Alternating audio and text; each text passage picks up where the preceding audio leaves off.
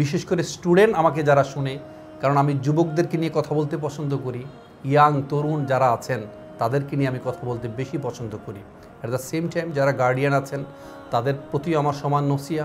তো যারা এই ধরনের ডিপ্রেশনে ভোগেন, যারা হতাশায় ভোগেন, যারা হীনমন্যতায় ভোগেন, তাদেরকে আমি বলবো প্রথমত হচ্ছে আসলে কোনো ব্যর্থতা, কোনো সীমাবদ্ধতায় সীমাবদ্ধতা নয়, যদি না তা কাউকে মানসিকভাবে পরাস্ত করে। তা আমি কয়েকটা পয়েন্ট বলবো, এই পয়েন্টগুলো যদি আমরা মানতে পারি, আশা করছি প্রত্যেকটা স্টুডেন্ট খুব ভালো করতে পারবো আমরা। আমাদের ইয়াং তরুণ যারা আছে, যুবক ভাই যারা আছেন, তারা অনেকেই ডিপ্রেশনে ভোগেন, হতাশায় ভোগেন। কবি নজরুল খুব সুন্দর করে একটা কথা বলেছিলেন, বিশ্বাস ও আশা নাই যার, যেও না তার কাছে, নড়াচড়া করে তবু সে মরা, জ্যান্ত সে মরিয়াছে। তো আমাদের যুবক ভাই তারা এত বেশি ডিভাইসে আসক্তিতে পড়ে গিয়েছে, প্রতিনিয়ত এত বেশি মোবাইল দেখেন, তারা এত বেশি বিভিন্ন গেমসের সাথে জড়িয়ে গিয়েছে, মাদকের সাথে জড়িয়ে গিয়েছে, বিভিন্ন বায়বীয় পরকীয়ার সাথে জড়িয়ে গেছে, যার কারণেই অনেকেই অনেক বেশি ডিপ্রেশনে আসক্ত। কারণ সময়টাকে কাজে লাগাতে পারেনি, পড়াশোনা করতে পারেনি। আমি অনেক ফ্যামিলিতে দেখেছি, অনেকে প্রশ্নও করেছেন যে দাম্পত্য জীবন যাদের কনজুগাল লাইফ, তারা পর্যন্ত ডিপ্রেশনে ভোগেন, আত্মহত্যা করেন। একটা স্টুডেন্ট রিসেন্ট দেখেছি পাশ করতে পারে নাই, এসএসসি পরীক্ষায় কিংবা এইচএসসি পরীক্ষায় পাশ করতে পারে নাই, তারাও ডিপ্রেশনে আক্রান্ত হয়ে তারা আত্মহত্যার মতো জঘন্য একটা পথকে বেছে নিয়েছেন।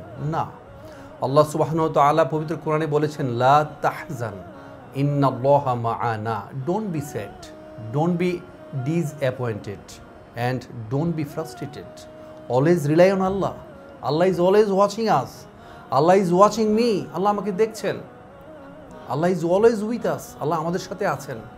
তো যারা এই ধরনের ডিপ্রেশনে ভোগেন, যারা হতাশায় ভোগেন, যারা হীনমন্যতায় ভোগেন, তাদেরকে আমি বলবো প্রথমত হচ্ছে আসলে কোনো ব্যর্থতা, কোনো সীমাবদ্ধতায় সীমাবদ্ধতা নয়, যদি না তা কাউকে মানসিকভাবে পরাস্ত করে। কোনো ধরনের লিমিটেশনস, আপনারা সবাই জানেন একটা বিখ্যাত বই আছে, বইটি হচ্ছে the old man and the sea. বইটার লেখক হচ্ছে আর্নেস্ট হেমিংওয়ে। মজার বিষয় হচ্ছে তিনি কিন্তু মানুষকে খুব সুন্দর মোটিভেট করতে পারেন, আশাবাদের চমৎকার গল্প তিনি উপস্থাপন করেন। এই যে আর্নেস্ট হেমিংওয়ে, তিনিও মারা গিয়েছেন আত্মহত্যা করেই, কিন্তু তার একটা চমৎকার বই আছে। এই বইতে তিনি একটা কোটেশন কোট করেছেন, খুবই চমৎকার, যদিও তিনি মানতে পারেন নাই, কিন্তু লেখাটা ছিল অসাধারণ। লেখাটা ছিল, a man can be destroyed but never defeated. একটা মানুষকে আপনি শেষ করে দিতে পারেন, মেরে ছাতু বানিয়ে ফেলতে পারেন, তাকে নিঃশেষ করে দিতে পারেন, কিন্তু কাউকে কখনো পরাজিত করতে পারেন না।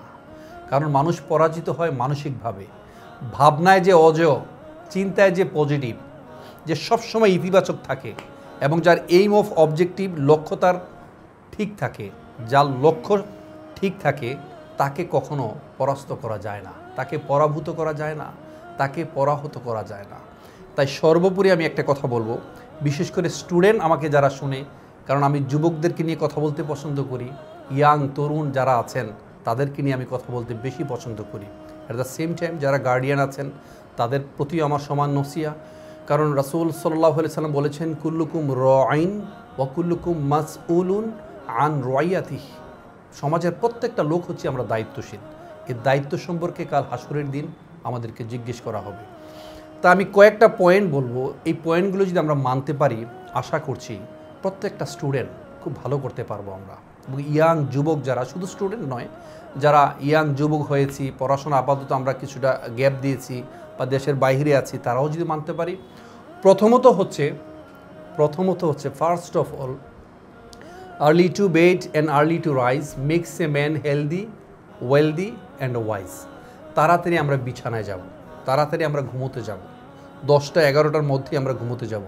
নবী মুহাম্মদ সাল্লাল্লাহু আলাইহি সাল্লাম কখনোই এশার পরে কথা বলতে কিংবা তিনি জেগে থাকতে পছন্দ করতেন না।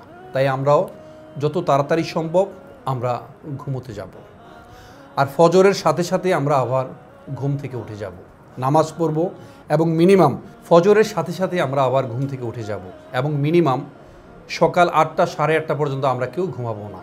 কারণ আমরা সবাই জানি, স্টুডেন্ট যারা আছে তাদের প্রতি আমি আবারও বলছি, আমাদের এই যে ব্রেন তখন সবচেয়ে বেশি আলফা ওয়েভে থাকে, গামা লেভেল থেকে আলফা ওয়েভে যখন চলে আসে, আপনি 1 ঘন্টা পড়াশোনা করলে মিনিমাম 4-5 ঘন্টার পড়াশোনাকে আপনি কভার করতে পারবেন।